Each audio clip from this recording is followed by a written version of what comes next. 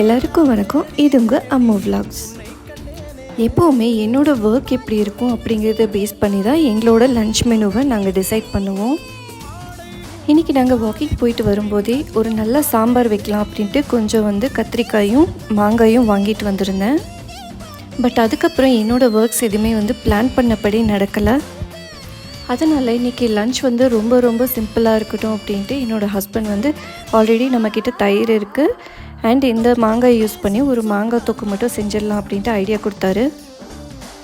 யூஸ்வலாகவே நான் கிச்சனுக்கு போயிட்டேன் அப்படின்னா பாதி ஒர்க் அவர் தான் பண்ணுவார். நாங்கள் 2 பேரும் ஷேர் பண்ணி தான் எங்களோட ஒர்க்கை பண்ணுவோம்.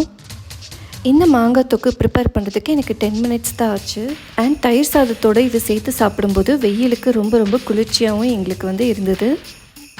நம்ம சக்ஸஸை நோக்கி ஓடிட்டுருக்கும்போது இந்த மாதிரி ரொம்பவே அண்டர்ஸ்டாண்டிங்கான ஒரு பார்ட்னர் கிடைக்கிறது ஒரு வரம்னு நான் சொல்லுவேன்.